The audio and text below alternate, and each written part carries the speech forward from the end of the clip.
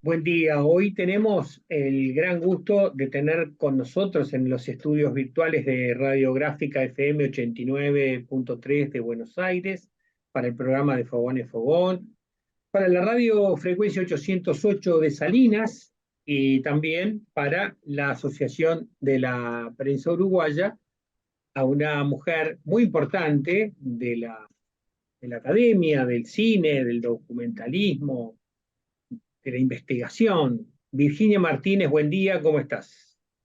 Buen día, ¿qué tal? ¿Cómo está el tiempo por ahí? Acá está por llover y es Qué suerte. pero muy frío. Bueno, acá está muy frío, pero no está por No llover. está por llover. Qué problema que No, tenemos. lamentablemente no. Qué problema que tenemos con esto del agua, qué bárbaro. Sí. Virginia, creo que la semana que viene vas a presentar una reedición de tu libro Tiempos de Dictadura, Hechos, Voces y Documentos, 1973-1985. Esto va a ser en el Galpón. Contame un poquito. Bueno, Tiempos de Dictadura se editó por primera vez ya hace 18 años, 2005. Y ahora se presenta una versión ampliada y actualizada del contenido.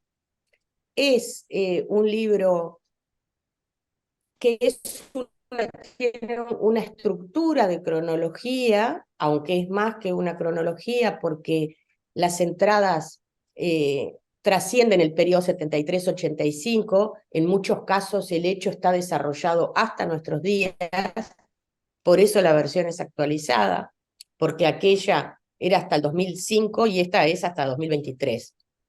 Te decía que tiene una estructura cronológica y que cada año está prologado por un resumen del año. Ahí no es una cronología, sino que es una presentación de las características que tiene cada uno de los años.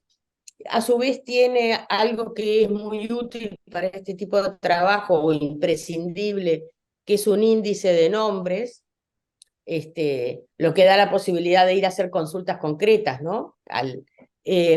Y bueno, es sobre todo un libro que por supuesto se puede leer como libro, pero es sobre todo un libro útil para la consulta, para periodistas, para estudiantes, para docentes y bueno, para el público, cualquiera interesado en el periodo. Eso respecto, digamos, a la arquitectura del libro. Y sobre el contenido, bueno, tiene varios ejes temáticos. Uno es lo que son todas las acciones del gobierno, la represión en un sentido amplio, y otro es, bueno, acciones de resistencia y también de la vida cotidiana un poco, tratar hay entradas que intentan reflejar, dar cuenta de la vida cotidiana en ese periodo. A ver si te entendí. Tenemos por un lado una cronología por fecha del año, de estos años que están comprendidos, y aparte tenés temas específicos desarrollados. No, no, no, no. Cuando te dije lo de la cronología me refería a la forma del libro, ¿no? 1976. Introducción al año con una caracterización de lo principal de ese año y luego tenemos día por día a lo largo del mes.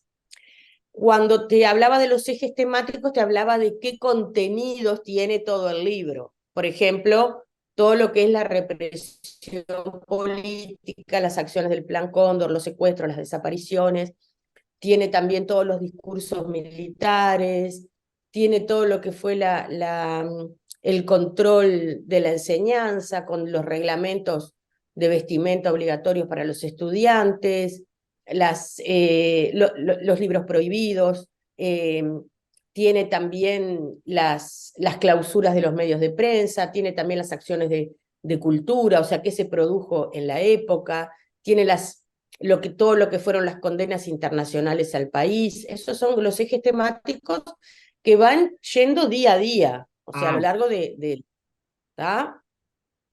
Por ejemplo, yo no trabajé, salvo casos así excepcionales, toda la economía del periodo. Eso no estaba dentro de mi foco de trabajo. O sea, está más que nada focalizado en esto. Por un lado, la represión, dentro de la represión en un contenido muy amplio, ¿no? Que tiene que ver también con, no sé, las intervenciones y los discursos militares, y ahora como la obra está actualizada, y después si querés conversamos en qué aspectos, pero te das cuenta de lo que fue el día a día, ¿no? Con los discursos, las intervenciones siempre enojadas de los uniformados, que era siempre un tono político un poco de admonición, de amenaza de los militares que además estaban, aunque hubo un elenco civil muy importante, ocupaban todo el Estado, ¿verdad?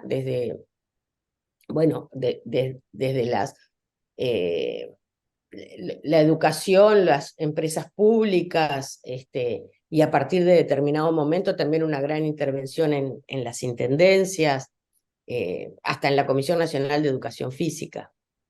Entonces era toda una tónica, que eso está visto en su conjunto a lo largo de una década, o de la larga, poco más de una década de gobierno militar, que imprimió un tono muy fuerte, ¿no? Lo mismo que los comunicados militares de las 20 de la Oficina de Prensa de las Fuerzas Conjuntas. Virginia, y si yo soy un investigador en temas culturales y quiero atravesar solo en el tema cultural a través de estos años, la entrada, ¿cómo funciona en el libro? Bueno, tenés dos formas, o bien vas viéndolo día a día, ¿no? Y vas encontrando los elementos de cultura, o podés buscar por el índice de nombres, si querés entradas concretas, ¿no? No sé, Teatro Circular, Teatro El Galpón, Cinemateca Uruguaya, la Canciones para no dormir la siesta, eh, Tennessee Williams, porque también, por ejemplo, hay una entrada por una censura que hubo de la prohibición de un tranvía llamado Deseo, y una fundamentación, ¿viste? Está toda la explicación del jefe de policía de por qué prohibió la obra de teatro. Este, que, y bueno, eso podrías entrar por ahí, por El Herrero y la Muerte, podrías entrar por Galileo Galilei, o podrías ver la entrada en la propia cronología, que también está rodeada de otros hechos, ¿no? Los hechos políticos de ese momento, los hechos sociales. Podrías entrar por Arredoblar, podrías entrar por los autores, o sea, a través del índice de nombres, o en el texto, en el cuerpo de la cronología. Te has dedicado también al tema ¿Se carnaval, o sea que entiende? sí, ahora sí, sí. Y el carnaval, por ejemplo, también hago de la misma manera. Bueno, ahora justamente en lo que yo había trabajado en la primera edición, entradas vinculadas a la censura. Una, la más clara, que fue la censura a la prensa, con las clausuras, y después con el sistema de censura previa que se establece, sobre todo al fin de la dictadura, cuando ya está en gran desarrollo toda la publicación de semanarios. Y luego lo que es la censura a obras y autores. En particular, en la primera edición, trabajé la censura al carnaval, que fue durante todo el periodo una censura previa, y ahí están los testimonios que dan cuenta de la obligatoriedad de parte de los carnavaleros, de los murguistas, de presentar las letras y hacer, bueno, su actuación ante una comisión de censura que en general estaba presidida por un militar. Y las maneras un poco que tenía el carnaval para evadir o para modificar la letra, ante las observaciones, las tachaduras que le hacía esta comisión. Y bueno, ahora incorporé otros elementos que también tuvieron que ver con que hay todo lo que fue, por ejemplo, la censura al cine, También cómo sorteó la censura, por ejemplo, Canciones para no dormir la siesta. Ahora hay un apartado en el libro que antes no estaba, dedicado al hombre de la Dirección Nacional de Información e Inteligencia, conocido por toda la gente de la cultura, como Alén Castro, que es uno de sus tantos nombres, y cómo actuaba, la manera en que él actuaba. Bueno, esas son incorporaciones que tiene esta versión de ampliación en ese terreno. Virginia, con todo a partir del 2005, ¿qué nuevos materiales te fueron surgiendo como fuente para generar esta nueva versión? Bueno, primero las publicaciones de trabajos historiográficos, que en 18 años hubo abundante producción. O sea que eso es una fuente. Todo lo que fue la acción de la justicia y las políticas de memoria, ¿verdad? Cuando yo publiqué el libro en el 2005, Bordaberry estaba vivo y estaba libre. Entonces bueno, seguí todo eso hasta el día de hoy, cómo fue el procesamiento, el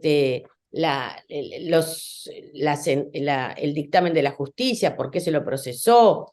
Lo mismo con todas las acciones, por ejemplo, no estaba la sentencia Hellman de la Corte Interamericana, que es una sentencia clave en la lucha contra la impunidad en Uruguay. Bueno, esos son elementos que se fueron incorporando, o sea que no está solamente las fuentes historiográficas, sino también la actualización de los hechos en sí. Que bueno, en un periodo de 18 años hay muchos cambios, ¿no? ¿Qué otros investigaciones han habido en estos años que te han sido útiles de otros académicos? Y bueno, está todo las investigaciones que se han hecho desde, bueno, Magdalena Broqueta, Javier Correa, que ha trabajado mucho, que ha estudiado el tema de la política hacia las intendencias de la dictadura y también, bueno, todo lo que junto con otros historiadores te señalaba recién a Broqueta, a Caetano, que han trabajado de hecho están publicando ahora el tercer tomo del estudio de las derechas y el pensamiento conservador, pero también otras publicaciones. Martínez Carril, por ejemplo, publicó sobre la censura al cine, se ha trabajado también sobre el plebiscito, o sea, bueno, lo que te decía también, todas las sentencias de la Corte Interamericana, inclusive está en el libro la más reciente en el caso de las muchachas de Abril, asesinadas, las tres muchachas Reyes, Maidanic y Raggio, asesinadas en abril del 74. Entonces no solo la producción, sino también, insisto, en los hechos bueno, la realidad siguió transitando y que era necesario poner a punto al día de hoy. Virginia, vos trabajás seguramente intensamente y todos los días. La fecha más reciente de actualización de esta nueva versión, ¿de cuándo viene? 2023. La reciente, de Sí, este lo año. llevé hasta el día de hoy en los casos en que lo requería, ¿no? Por eso te decía, la sentencia de la Corte Interamericana en el caso de las muchachas de Abril, de Tassino y de Luis Eduardo González, que obliga al Estado uruguayo a investigar y hacer un acto público de reconocimiento y de pedido de perdón a las víctimas, de reconocimiento de la responsabilidad del Estado en esos casos, todavía no se hizo ese acto público. O sea, se está dirimiendo, ¿no? Bueno, ahora ya tiene fecha, pero ya está incorporado porque la Corte ya se expidió, ya resolvió. Entonces es hasta el día de hoy, bueno, hasta el 2023, digamos, más que hasta el día de hoy. ¿Trabajás sola, Virginia, en este trabajo de recolección? ¿Tenés un equipo de trabajo? ¿Cómo te manejás el Bueno, tema? en la primera edición trabajé, colaboraron dos colegas en el relevamiento de alguna de fuentes, pero esta actualización no, esta actualización trabajé, trabajé sola, porque bueno, hasta el cuerpo estaba, y fue sobre todo una revisión como para ir identificando los casos en que merecían la ampliación e incluso la incorporación. De todas formas, el otro día hablando con alguien decía que cuando miro el libro no sé si lo podría hacer otra vez, porque fue mucho tiempo y bueno, también mis condiciones de trabajo eran otras como para dedicarse a un trabajo. Me llevó mucho tiempo ese trabajo, pero bueno, sobre esa base que es grande, la actualización no fue tan exigente, claro está, como fue el trabajo inicial. ¿Cómo está conformado el libro en tema fotografía e imágenes? ¿Qué No, no, lamentablemente eso no tiene fotografía, imágenes, porque, bueno, ahí sería ya es un libro voluminoso, sería una edición costosa o mucho más que podría, no es que no lo merezca, ¿no? Pero también, bueno, los recursos son los que son yo la verdad que también agradezco a la editorial, a Banda Oriental, con quien he publicado siempre, la decisión, porque las reediciones de parte de las editoriales son siempre difíciles, porque bueno, las dificultades de circulación, de difusión, o sea, no son recibidos igual que la novedad de un libro nuevo, ¿no? Entonces, eso hubiera complicado bastante las cosas. la primera edición sí tenía imágenes? No, no, no, no, no, no, no. La primera edición no tenía tampoco. No, tiene un diseño muy bueno, que está muy pensado, como para estas que te digo, está bien pensado para la parte de la sucesión cronológica, con digamos, aparte, como inclusión de documentos, eso tiene una lectura amigable en ese sentido, pero bueno, no tiene imágenes. ¿La tapa? Contame cómo es la tapa. La tapa, bueno, es un diseño de Fidel Esclavo, que es un muy talentoso artista plástico y diseñador gráfico, tapista de Banda Oriental. La tapa eh, bueno, tiene una carga metafórica importante porque es un frasco de vidrio donde está encerrado un fragmento, un pedazo de cielo, ¿no? Como forma de representar o de condensar, así darle significado a la tónica de ese periodo, ¿no? Virginia Martínez es la que estamos charlando esta mañana a partir de la reedición de su libro Tiempo de Dictadura, Hechos, Voces y Documentos. Y Virginia, ¿en qué proyecto audiovisual te encontramos en este momento? Bueno, nosotros, yo trabajo en el sitio de memoria ex-CID, que está allí en Boulevard Artigas y Palmar, en la sede de la Institución Nacional de Derechos Humanos, y hace ya tiempo que empezamos una línea de producción de audiovisuales, de documentales, perdón, de cortometrajes sobre todo, sobre distintos temas del periodo, y ahora acabamos de terminar uno que está circulando en las redes muy bien, sobre el año de la orientalidad. Es un cortometraje de 15 minutos, sobre esa conmemoración tan importante del año 75. En 1975 se conmemoraron el sesquicentenario de los hechos históricos de 1825, y fue una conmemoración que duró todo el año, que fue una conmemoración nacional con un gran énfasis en el interior y muchísimas actividades promovidas desde una comisión que presidía el general Esteban Cristi, ¿no?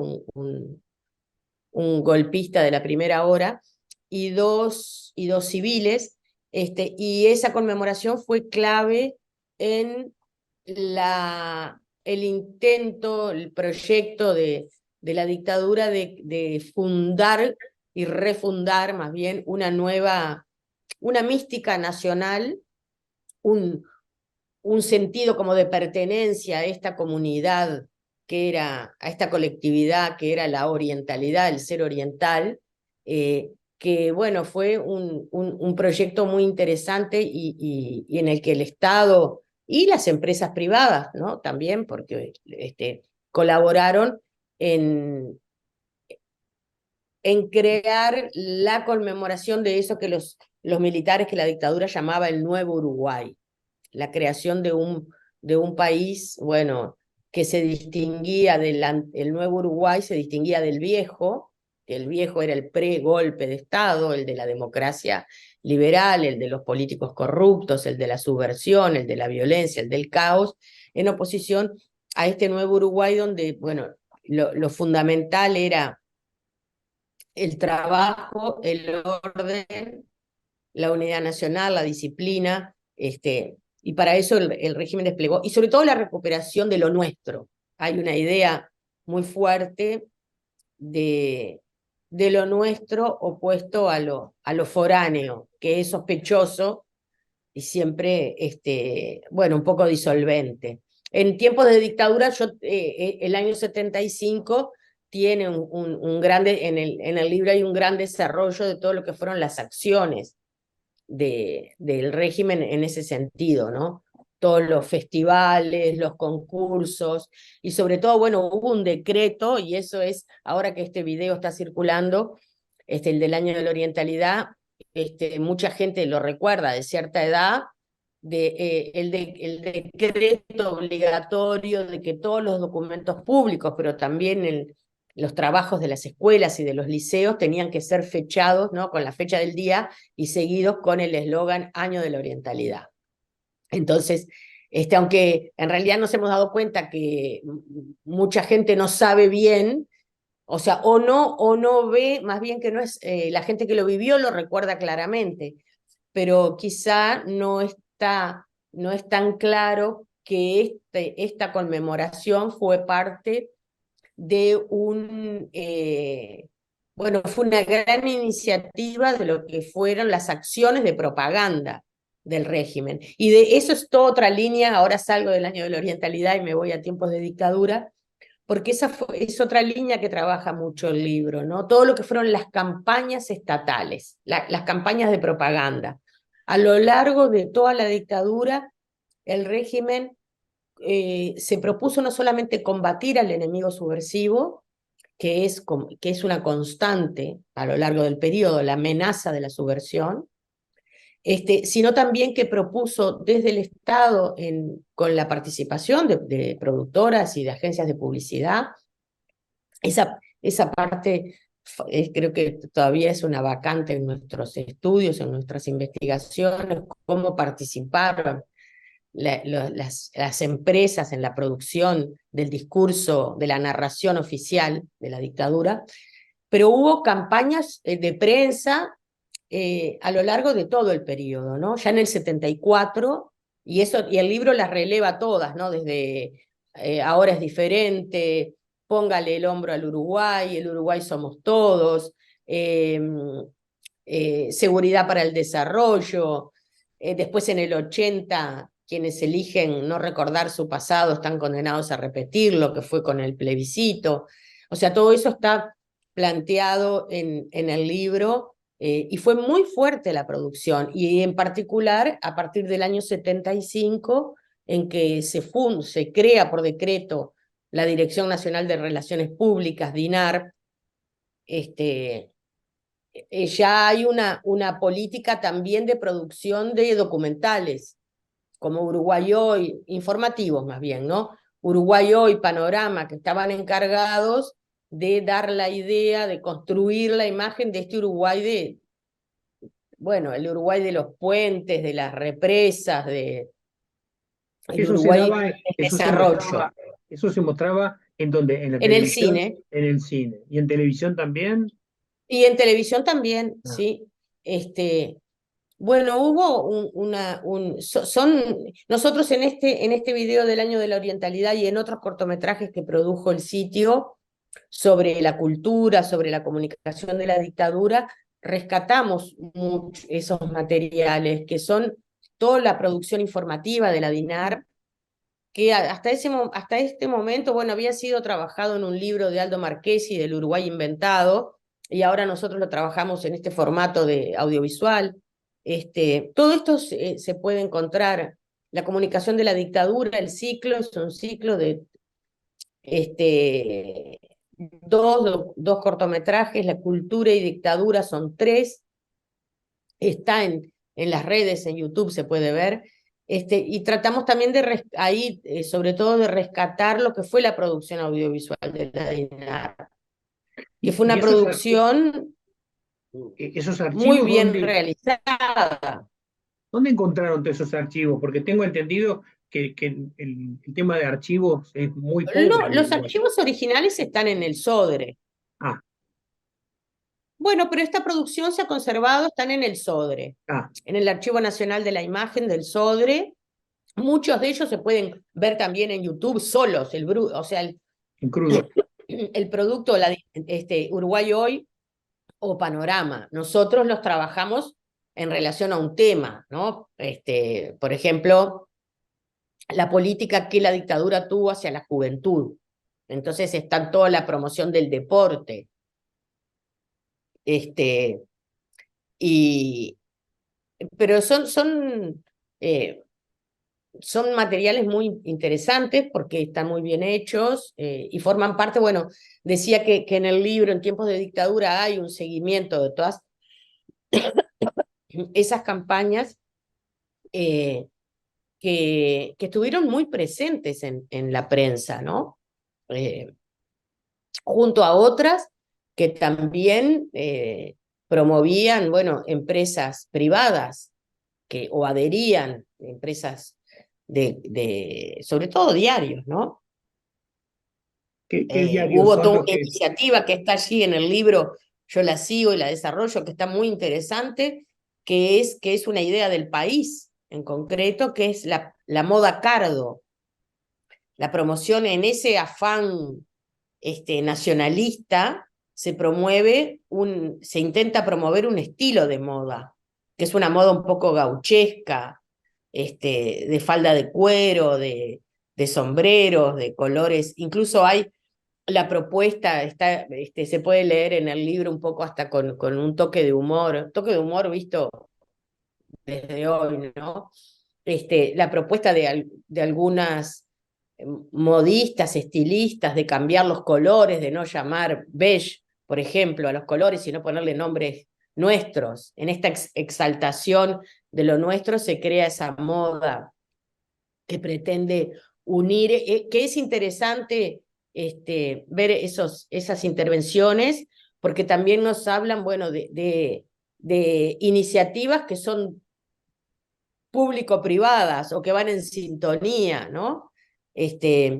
Hay una fundamentación de la moda, una fundamentación ideológica que está allí en el libro. Esta ampliación es una de las incorporaciones que hice para esta edición, una fundamentación ideológica, digamos, de la moda cardo que hace Fernando Asunzao, que es un historiador afín al régimen y que había ya trabajado mucho sobre el gaucho, o sea, toda esa vertiente, digamos, criollista, nativista, que ahora se resignifica con una asociación a un proyecto que es el de la orientalidad, que es el del Nuevo Uruguay, vinculado también a la promoción de una industria que se espera de la moda cardo que sea de exportación. Entonces, se trabaja, bueno, cómo se presentó en Egipto, por ejemplo, la moda cardo, ¿no? Es muy interesante porque también nos da la idea de los intentos refundacionales y del régimen, de que no lo podemos ver solo, quizá esto también es una línea de interpretación que se ha ido adquiriendo con el tiempo y con los nuevos trabajos y con las nuevas generaciones, de la dictadura no solamente como un proyecto, no se explica solamente en lo represivo, ¿no? En la clausura, en la tortura, en el encarcelamiento, que por supuesto es una clave del régimen, sino también en la idea de una nueva sociedad, sobre nuevas bases. La propaganda que capte la adhesión, la emoción, la identificación de la población con la ciudad, con el régimen, es clave. Pero qué interesante, me parece que es un libro clave entonces para periodistas, docentes, investigadores y todos los que nos apasionan estos periodos y que nos dan explicación de un presente, ¿no? Claro, así es. Así que apenas vuelva a Montevideo me lo compro. Virginia Martínez, muchas gracias por este ratito Por juntos. favor. Bueno, estamos el martes a las 18:30, lo presentamos en el Galpón, en una conversación con Natalia Ubal, periodista y directora de La Diaria. De la diaria. Un gustazo, que tengas un buen fin de Bueno, semana. para mí también. Muchas gracias Gracias. por la invitación. Chao, Virginia. Chao.